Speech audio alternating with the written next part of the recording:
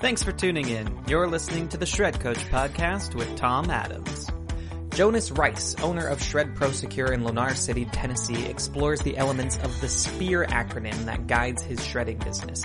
This framework gives his team a memorable and specific way to define and live their values every day in the business. Take a listen to Jonas as he gives us a deep dive into each element in order to understand how powerful this tool is in his business. Jonas Rice, welcome to the Shred Coach podcast. I'm glad you're here. How are you today? Doing great. Thanks for having me. Yeah, it's really good to have you here. So let me get some of the details about your shredding business. Tell me where you are, what's your service area, a little bit about the history of your shred business, and then we'll dig in a little deeper. Okay. So we are located in Eastern Tennessee and based out of our physical address is Lenoir City, Tennessee, which most people I'm sure have not heard of that aren't from around here, but really it's Knoxville, Tennessee. So that's our base. That's where our office is. And our geographical kind of footprint goes up into what we call the Tri-Cities, Northeast Tennessee, which is Bristol, Johnson City, Kingsport, a little bit into Southwest Virginia, and then points in between there, and then down to the Southwest into Chattanooga, Tennessee, and points in between Knoxville and Chattanooga. So pretty good sized territory and a lot of opportunity and business within that footprint. Good. Are you mobile? Are you plant? Are you a combination of the above? We're strictly on site. So that's all we do. We don't have any plant-based operations. And how many trucks roughly are you running on a given day? 4 trucks typically are running every day. Okay. And do you have related services? Are you doing ancillary things like hard drive, recycling, record storage, any of the traditional ancillary things? We don't do any record storage. However, we do a fair amount of hard drive destruction. We did have a mobile unit at one time. However, we've recently purchased more of a plant-based kind of heavier duty hard drive destruction machine. We're thinking about maybe we might put it on a box truck at some point, have it mobile, but right now it's here in our warehouse. We do a lot of course, healthcare, hospital work. So we get some pretty big hard drive jobs fairly regularly. So we use that. Nice. And when you're staffed at optimal capacity, how many people on your team? We've got 7 folks here, so we're relatively small. Yeah. We've got the folks that are here with us. They've been with us for quite some time, and they actually, prior to ShredPro, were in the industry. So I think we're pretty efficient. We can do quite a bit of work with the team we have, although we are looking to add to our staff here in the near future. All right. So as you know, the focus of our podcast is, a strategy, a tactic, a mechanism, a tool, a resource, could be operation, could be sales. I don't know what it could be, but I asked you on because you've obviously been in the business for a while, and I'm interested in what you're doing or what you've implemented recently or in the last number of years that might be of interest to the rest of the industry. Sure. I'm gonna ask you a kind of a question here. It might throw you off a little bit, but just a little fun question. See if you can answer it. And this will kind of lead me into some things about our company. Mm-hmm. So what was the most deadly and effective weapon used in ancient and medieval combat, if you had to guess? The most dangerous weapon in historical combat. Deadly and effective in ancient combat. What would you? A sword? No. A cannon? You're close. I'm cannon. Okay. Yeah. All right. I'll give you the answer. It was a spear. Okay. So a spear, you could throw it at your enemy from a great distance. You could stab your enemy when they're close, but not too close to stab you. You could slash your enemy. You could, swipe them with it. So I know that seems kind of strange why I'm asking you this, but that's actually an acronym that we use here at ShredPro that kind of outlines some tenets we operate by in order to slay our competition.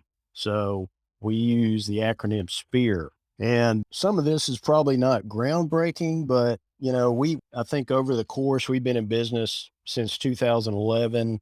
and have, trial and error, of course, learned things the hard way and have implemented these things to really, I think, put us ahead of several of our competitors. But again, using the acronym S.P.E.A.R, I'll kind of go through that. So number one, of course, is security, right? First and foremost, we're an information security firm, right? And I think, and we stress this, we can never get complacent with what we're doing every day. And it's easy to do that. Certainly we're running routes every day. You're kind of going through the motions, but the moment that we get complacent or lazy or not do the things that we need to do each and every stop, something bad's going to happen. So, we make that a priority to always keep that top of mind. And how do we do that, right? So a few of the things we do, we have ongoing training for our staff, for our CSRs. And we might have, for instance, once a month, we'll use the iSigma information disposition textbook, pick out some topics that, are a little bit more in depth and spend 30 minutes kind of going over some things within there to broaden the knowledge base of what they need to be looking for, on the lookout for. Another thing we do, we talk about real life situations, as we're out each day, things happen, situations occur that are out of the norm. And so how do we respond to these things? And what's the best way to respond? So having that real life situation, if one of our guys runs into that, he comes back and we talk about it and try to help. If that happens again, we're aware and ready for it. We review current events. I mean, every day, as there are data breaches being reported. Now, many of those are electronic data breaches that really are kind of outside our realm, but there are also plenty of breaches with physical material. So whenever there's a headline there, we'll bring that in. So again, that all talking about that and constantly trying to learn about how things happen the different ways and what we can do to prevent those is very important. So that's the security aspect. Can I jump in? Because Yes, I don't like to interrupt you, but there's a whole bunch of things there that you said that are intriguing to me. So it sounds like as part of this security focus, which is part of your S.P.E.A.R, there's an ongoing training. Like, is that a monthly thing you do? Is that a weekly? How do you actually integrate that? It's once a month, because at the same time, we don't want to have it where it becomes more of a chore, so to speak, and they're dreading it. We don't want it to be where we're just beating down and Right. they're not going to listen. We want to keep it somewhat light, but at the same time, make sure that we are getting some important information from these little discussions. But yeah, usually once a month. And is that like an all hands, like everyone on the team is all part of those meetings? That's correct. Yep. Okay, cool. Yep. All right. Sorry to bother you, but that was a really helpful. It just helps because it's really practical then. You're teaching security on a monthly basis. You're ensuring your team is completely up to date on the priority, that critical priority. So, all right, let's hit P. What's P? All right. P is professionalism. And what do I mean by professionalism? That can have several different meanings, but really a number of things. So for instance, when we do hire a new CSR, a new representative, how we onboard that person, the training that we implement, we have extensive checklists that we use to, number one, make sure that they understand, all the responsibilities and within the job, and that we are, we're giving them the complete training each and every time, and it's consistent regardless of, if it's one person or 20 people, they're going to get the same information presented the same way. And we're going to make sure that we have hit each and every point to give them all the tools they need to be professional at their job. So that's very important. And with that, of course, we have ride-alongs that when somebody's new, they're going to ride with an existing employee for quite some time before they're turned loose and kind of set up on their own route, because, we want them to make sure and have a clear understanding of what they're doing. And that reflects on us. And again, that goes back to a professional employee. So that's one thing. Other things would include being NAID certified or having that I Sigma designation, I think is very important. Mm-hmm. Of course, many people do have that, but there are those that don't. But I think if you're in this business and you're not NAID certified, then that's really something every company should do. That is the first and foremost thing I think that establishes you as a professional in this field. Well, and it also ties back into the first piece of the S.P.E.A.R, which is security, because it's the mechanism that ensures you have an integrity about that security. Exactly. That's right. That's right. Yeah, really good.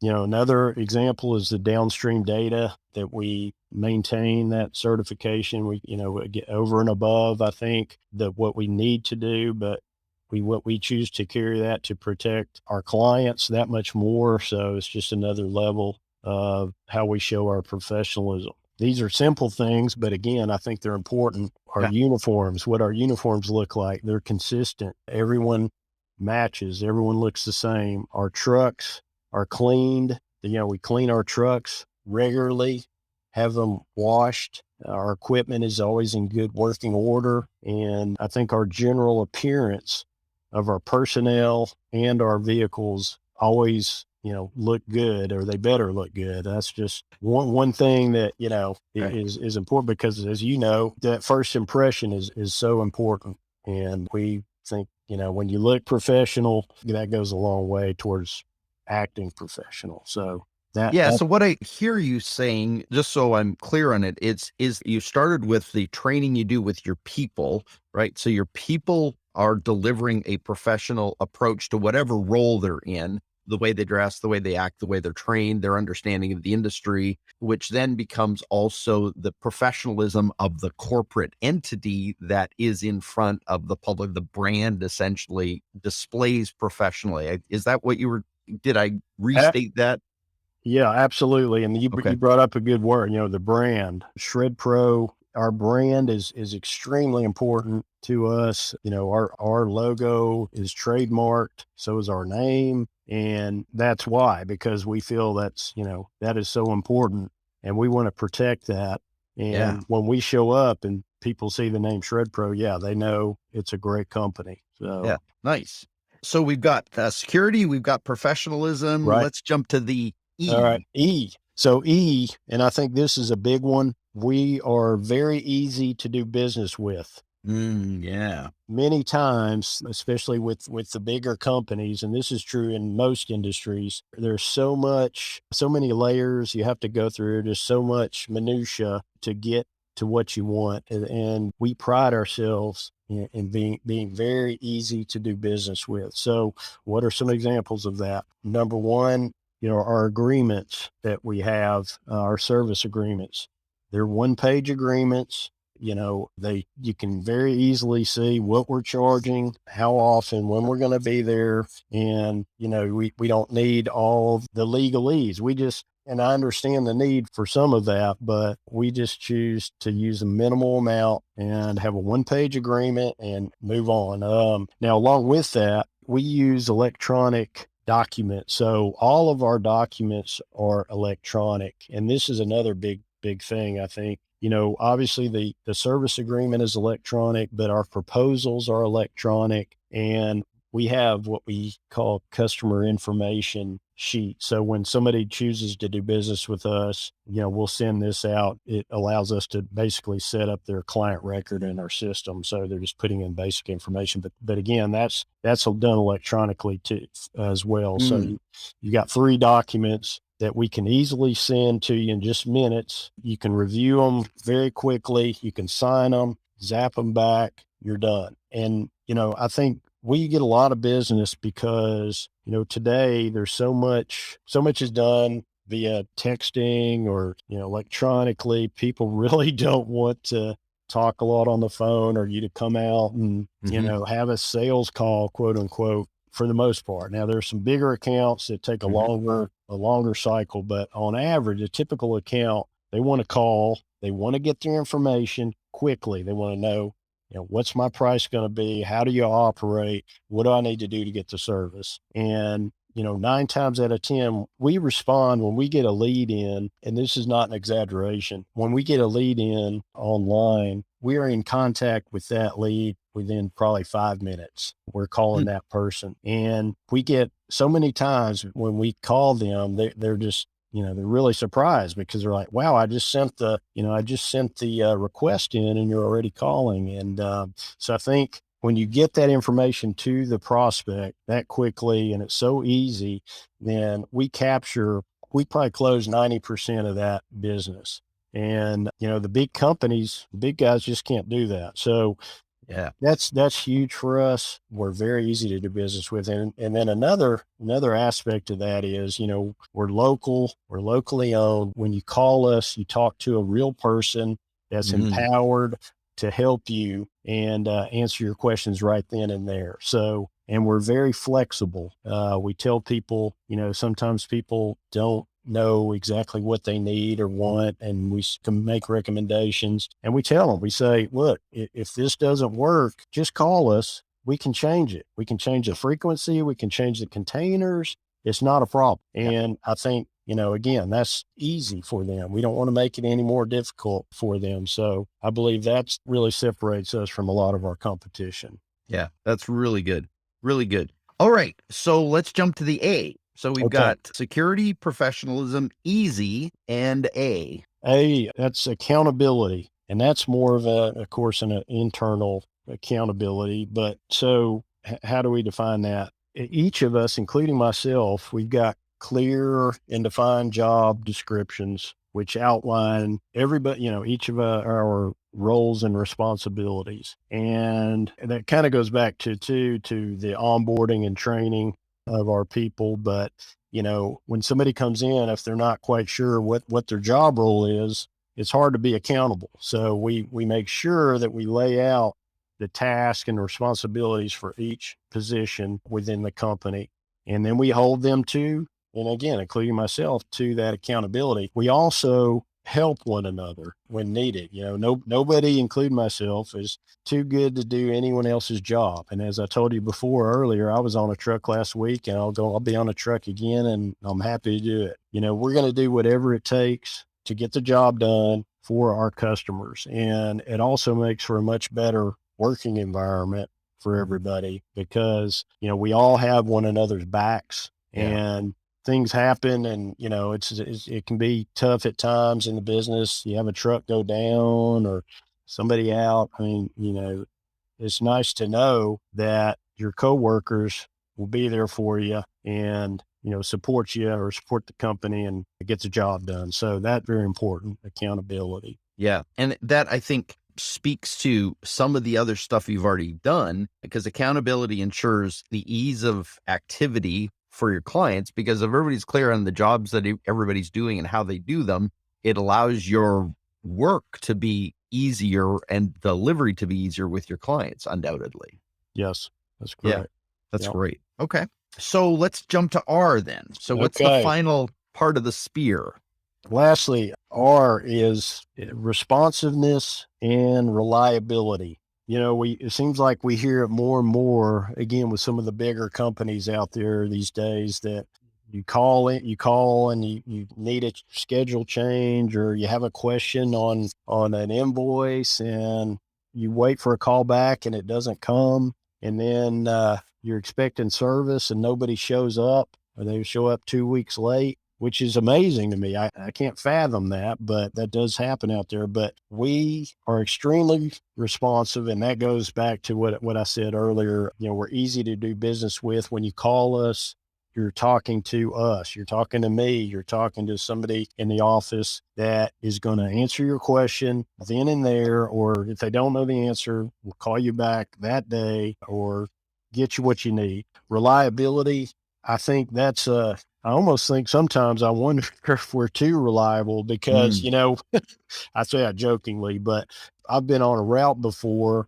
and, I show up on somebody's route and they're asking me, well, you're usually here at, 10:30 every morning, every Tuesday, you're 15 minutes late. We were wondering, and where's our regular guy? So we're just very consistent and reliable. So we do, whatever it takes to make sure that the schedules that our clients have are maintained and always adhered to. So I think that's another huge, I guess, benefit of what we can offer. It's, there's seems like a lot of inconsistency with the bigger Yeah. companies out there just struggling to have responsive and reliable service. So we put a lot of focus on that. So I think the actual concept of a spear and the actual elements, which I think you've described really nicely, let me go a little bit meta on it, which is stand above this and go, is this sort of do you use spear in your training sessions? Is spear on your door? How do you take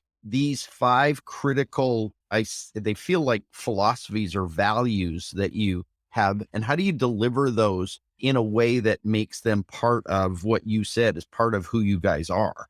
Well, we talk about it a lot, within our monthly meetings, and we also have some signage up around that goes along with we have another, I guess, tagline that's a trademark tagline, but it's security, value, peace of mind. That's what ShredPro is as well. And I make it a point to talk about it quite often.